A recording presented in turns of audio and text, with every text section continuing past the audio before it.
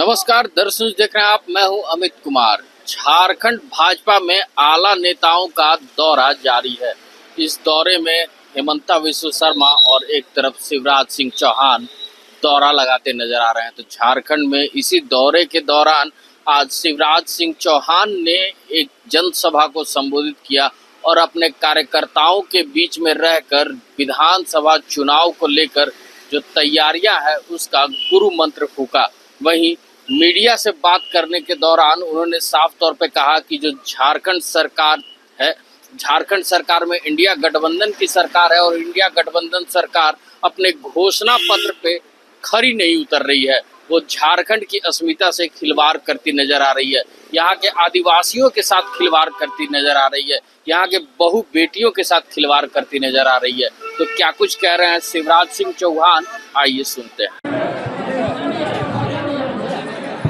और इस गठबंधन की सरकार ने झारखंड को तबाह और बर्बाद कर दिया है। इसका गुस्सा जनता के मन में है। क्या मिला झारखंड को? कहा था नौजवानों को नौकरी देंगे, 5 और 7 हज़ार रुपया बेरोजगारी भत्ता देंगे। मिला क्या? इन्होंने कहा था बहनों को चूल्हा खर्च के लिए 2000 रुपया हर महीना देंगे। मिला क्या? इनने कहा था शादी में बेटे की सोने का सिक्का दिया जाएगा। मिला क्या? इनने कहा था किसान बैंक बनाएंगे और किसानों को आदान उपलब्ध करवाएंगे। मिला क्या?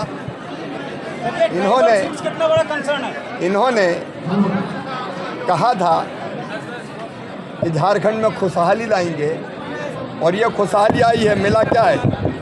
पिछले 4.5 साल में झारखंड को मिली हत्याएं, 7,812 हत्याएं झारखंड में हुई है, देश में सबसे ज़्यादा। मिला क्या? बलात्कार, बहनों की बेइज्जती, 7,115 बलात्कार हुए। मिला क्या? अपराध 6,900 अपहरण, 6,933 अपहरण हुए। मिला क्या? दंगे 8,592 दंगे हुए। मिली क्या? लूट खनिज की, संसाधनों की, यहाँ तक के प्रधानमंत्री आवास योजना, उसके मकान भी ढंग से नहीं बने। प्रधानमंत्री जी ने जल जीवन मिशन के लिए हर घर पानी पहुँचाने के लिए जो रुपया दिया उसका भी उपयोग नहीं हुआ, उसकी भी लूट हो गई। मिली लूट, मिली डकैती, संज्ञेय अपराध यहाँ 2,73,261 हुए हैं। और मिला क्या? हमारे आदिवासी भाई बहनों की ज़मीन पे कब्जा हो रहे हैं। बेटियों से शादी करके उस संपत्ति पर कब्जा करने का प्रयत्न हो रहा है। आज झारखंड तबाही और बर्बादी के कगार पर खड़ा है। इसलिए भारतीय जनता पार्टी का संकल्प है इस तबाही से, इस बर्बादी से झारखंड को बचाएंगे और जनता के साथ मिलके भाजपा की सरकार लाएंगे। धन्यवाद धन्यवाद धन्यवाद। अब मेरी फ्लाइट है पिछली बना। तो अभी आपने देखा कि शिवराज सिंह चौहान क्या कुछ कहते नजर आ रहे थे। उन्होंने साफ तौर पे कहा है कि इस बार के विधानसभा चुनाव में जो चुनावी एजेंडा होगा वो झारखंड की अस्मिता बचाने को लेकर होगा, झारखंड में घुसपैठियों को रोकने को लेकर होगा और झारखंड के आदिवासी बहु बेटियों की इज्जत बचाने को लेकर होगा। तो वहीं अब हम सीधे चलते हैं झारखंड मुक्ति मोर्चा और जानते हैं कि उनके नेता क्या कुछ कह रहे हैं। हेमंता विश्व शर्मा, शिवराज सिंह चौहान, मोहन भागवत, BL संतोष, लक्ष्मीकांत वाजपेयी और सब लोग कह रहे हैं कि बीजेपी की सरकार यहाँ बनानी है। हेमंत सोरेन जी की सरकार पे निशाना साधते हैं, कहते हैं भ्रष्टाचार सरकार, लुटेरी सरकार, ऐसी सरकार को पानी में डूब कर मर जाना चाहिए। देखिए, बहुत लंबी फहरिस्त आपने बताई, न जाने कितने नेता आ गए। सिर्फ एक आदमी का भय, सिर्फ एक आदमी का डर, हेमंत फोबिया हो गया है। रांची से लेके दिल्ली, गुजरात, मध्य प्रदेश, आसाम, चारों तरफ के लोग बेचैन हो गए। झारखंड में डेरा डाल दिया। क्या हो जाएगा उससे? अंतर क्या पड़ेगा? जंगल का राजा शेर होता है।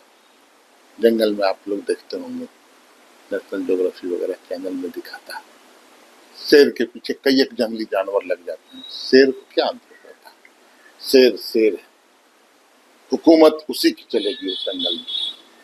मैं उदाहरण दे रहा हूँ, वही हाल है। लोग तमाम प्रयास कर रहे हैं, राजनीतिक दल के लोग हैं, प्रयास करना चाहिए, लेकिन डर कितना है ये आप लोग देखिए। घोषणा पत्र भी सवाल उठाते हैं और कहते हैं कि भी घोषणा पत्र लागू नहीं हुआ। साथ में उनके घोषणा पत्र भी सवाल आप लोग उठा दीजिए। उनसे पूछ लीजिए कि 2 करोड़ नौकरियां आप लोगों ने दे दिया क्या?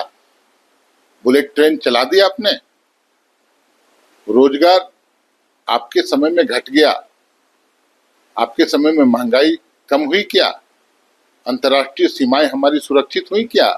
काला धन वापस आया क्या? स्मार्ट सिटी बना क्या?